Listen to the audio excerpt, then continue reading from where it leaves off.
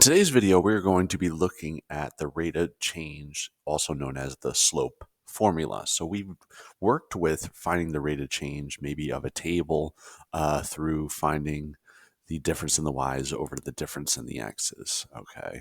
Or seeing what the constant rate of change is by just looking at the patterns of a table. There is also another way you can find the rate of change and the slope using the formula, okay? And so what the formula is, well, remember M is our letter that signifies rate of change. It is y2 minus y1 over x2 minus x1. So some people prefer using this formula more so than they would doing the table, finding the trend. And what do I mean by y2, y1, x2, x1? So I'm going to label these.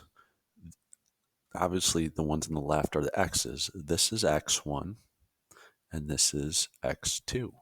This is y1 and y2, right? So I'm doing y2 minus y1 over x2 minus x1. So this I'm subtracting first.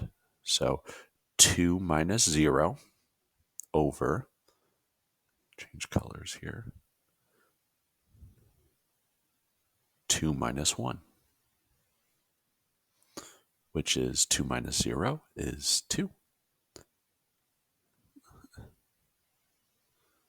Don't like how 2 minus 1 is 1. 2 divided by 1 is 2. So my M is 2 in this scenario. So again, you take the y2 minus the y1 divided by x2 minus x1. Let's take a look at another table. All right, this one's horizontal.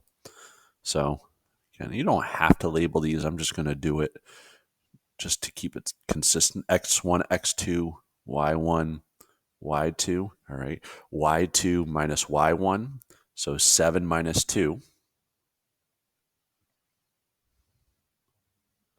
over x2 minus x1, 1 minus 0,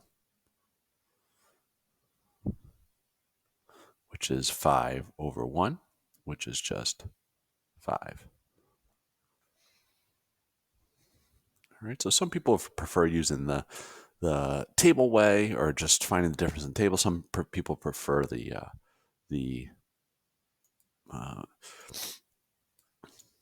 formula way. Okay, let's take a look. Oh, sometimes you might have points that look like this. Okay, so again, I'm going to label x1, y1, x2, y2. All right, so we do 8 minus negative 13. And it's important you write that out. 8 minus negative 13. 17 minus 17. Ooh. Okay. 8 minus negative 13 is the same thing as 8 plus 13, which is 21. 17 minus 17 is 0, but what we learned in previous lessons is that you cannot divide by 0 in a fraction. So my slope in this case is undefined, right? So in this case, the slope is undefined. So again, we'll try 21 divided by 0 in the calculator, and you cannot divide by 0. You'll get an error. All right. Let's take a look at another one. Ooh, okay. So again, and some people like using arrows to help them keep track of it. So y2 minus y1, right? So my M is going to be negative 4 minus 7 over x2 minus x1. So negative 6 minus negative 4. Be careful with the negatives.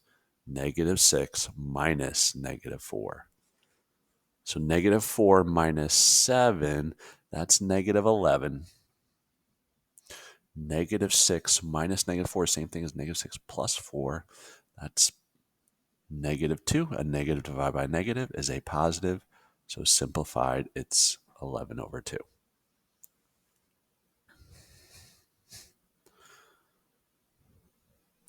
And then let's look at one more.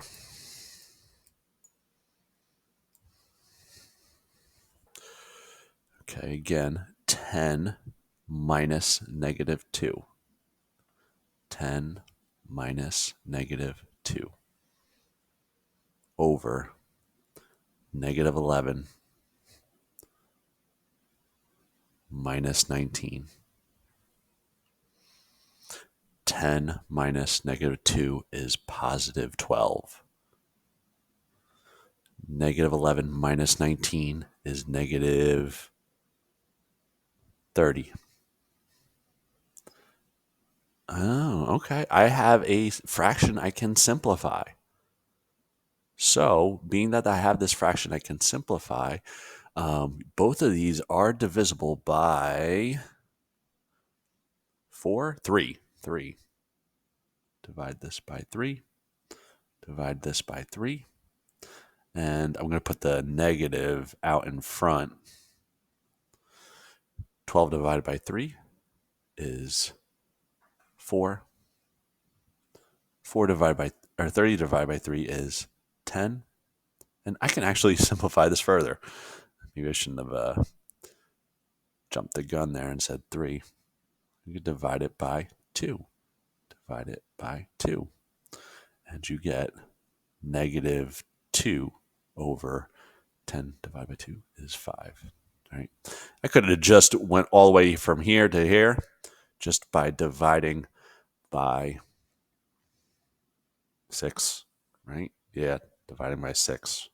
So if you divided by 6 from the beginning, you save yourself a lot of work. But also make sure you simplify your fraction at the very end. Okay, so that's it for today's video. Thank you for watching, and always remember, whether you're solving for X or Y, always give math a try.